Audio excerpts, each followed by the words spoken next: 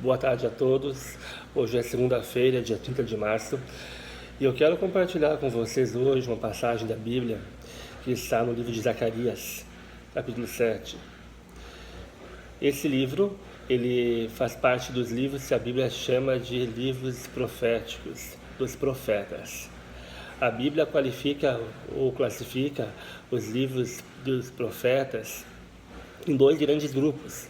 Um grupo é dos profetas maiores e outro dos profetas menores. Zacarias ele está no grupo dos profetas menores.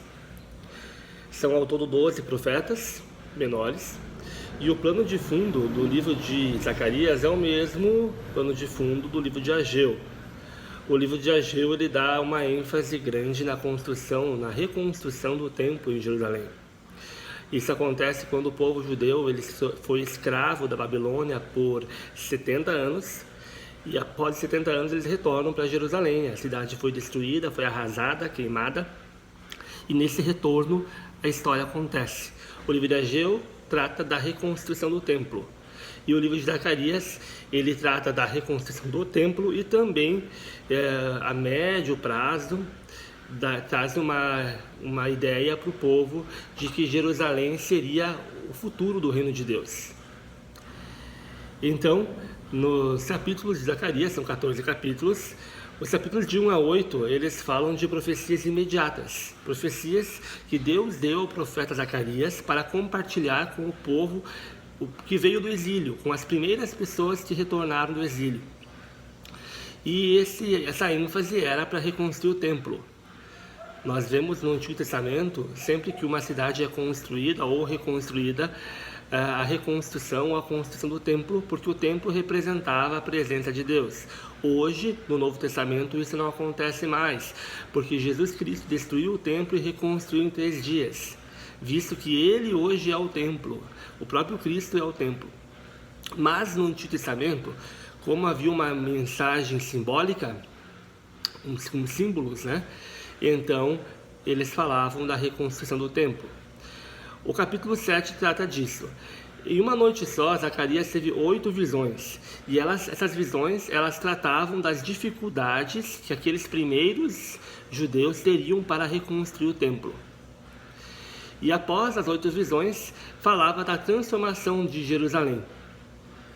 No capítulo 7, a ênfase principal é que o povo era hipócrita. O povo veio do exílio e continuou sendo hipócrita. Ou seja, aquilo que eles falavam era diferente daquilo que eles faziam. E essa hipocrisia do povo, Deus está os tratando através do profeta Zacarias. Então, a Bíblia começa no capítulo 7, os versículos de 1 ao 14, eles falam dessa hipocrisia. As pessoas que vieram do exílio, eles foram até Zacarias e eles foram questionar o profeta se eles deveriam continuar a fazer os jejuns, se eles deveriam continuar a fazer jejum, ter uma vida piedosa.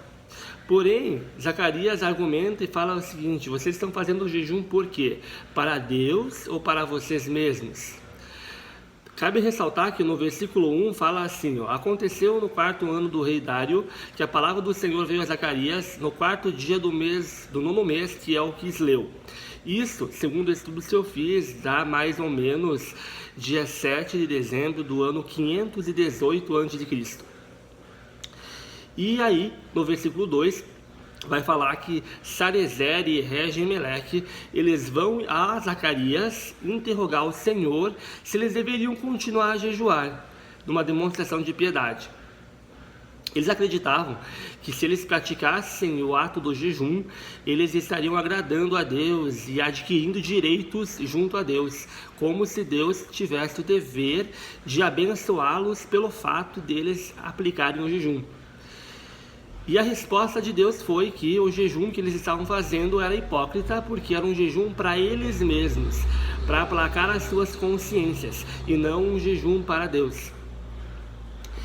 Eles não tinham entendido que os antepassados deles, os pais, avós, tataravós, etc., os antepassados foram lançados à escravidão na Babilônia por 70 anos, justamente porque haviam cometido injustiça, haviam sido desobedientes à lei de Deus.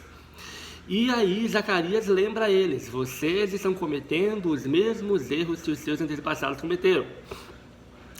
E o Deus, ele é um justo juiz, ele aplicaria o juízo dele sobre o povo, para problemas pessoais e problemas sociais.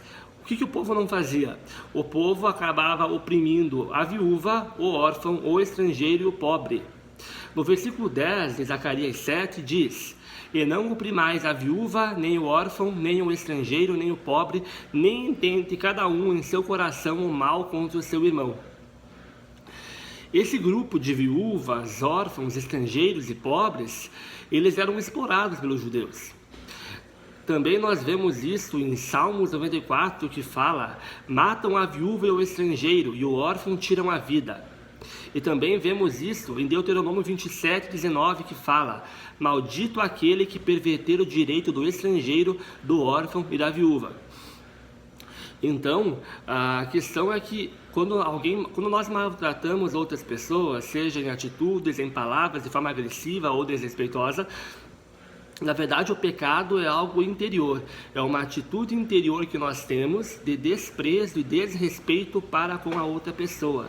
Nós não respeitamos, não valorizamos a outra pessoa interiormente, e por isso que nós fazemos uma agressão através de palavra ou atitude exteriormente.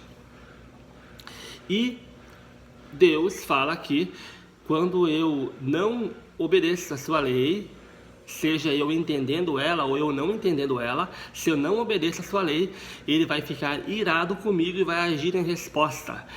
E a resposta dele sempre é proporcional à desobediência do povo. Quanto mais o povo desobedece a Deus, maior é o juízo sobre aquele povo. E esse povo judeu tinha ouvido da lei de Deus e desprezado a palavra de Deus. Os profetas, eles disseram repetidamente, várias vezes você vê na Bíblia, eles dizendo que qual era a lei, o que o judeu tinha que fazer, e o judeu não fazia, e depois ia adorar a Deus. E Deus fala que a adoração sem obediência não tem sentido, não tem valor para ele. Ele não ouve a tua adoração enquanto você estiver desobediente à sua palavra. Então não adiantaria para nós hoje irmos à igreja, jejuar, ler a Bíblia, orar com o povo, se nós somos injustos na nossa vida, no nosso proceder. No versículo 14 de Zacarias, o profeta fala: espalhei eles como um turbilhão por entre todas as nações que eles não conheceram, e a terra foi assolada atrás deles, de sorte que ninguém passava por ela, nem se voltava, porque fizeram da terra desejada uma desolação. Isso é Deus dizendo: pela desobediência do povo, eu os lancei para nações que eles não conheceram, e a sua terra, onde eles habitavam, ficou uma terra desolada. Ou seja, Jerusalém ela foi queimada, as suas construções destruídas. Foi uma cidade isolada, né? Pela desobediência do povo. E no final, o profeta Zacarias vai clamar para que o povo compreenda essa ação desrespeitosa e desobediente dos seus pais e não repita, porque a desobediência contínua traria mais juízo ou mais julgamento para o povo. Se eu for fazer hoje um paralelo com o Brasil, o que nós concluímos é que o Brasil desobedeceu a lei de Deus de diversas formas. O povo como nação, os governantes, toda a nação brasileira desobedeceu a lei de Deus por diversas formas, de diversas maneiras ao longo dos últimos anos. E hoje Deus usa as doenças, as pestes, a corrupção como uma forma de trazer juízo ao povo. A maneira que nós temos para contornar ou resolver a situação atual não é uma guerra entre as pessoas, nem uma guerra com o governo, nem uma guerra de partidos políticos, de direita versus esquerda, mas é um clamor por arrependimento e misericórdia. Clamar a Deus: Deus, nós clamamos pela sua misericórdia, e pedir que Deus mude a nossa sorte. Após isso, começarmos a praticar atos de justiça em obediência à sua lei. É isso que Deus espera de nós, é isso que o profeta Zacarias pediu ao povo judeu no capítulo 7 do livro de Zacarias. Eu espero que com isso nós possamos ser edificados e possamos ter uma atitude melhor do que o povo judeu teve na época em que esse livro foi escrito. Uma boa tarde a todos, Deus abençoe, em nome de Jesus.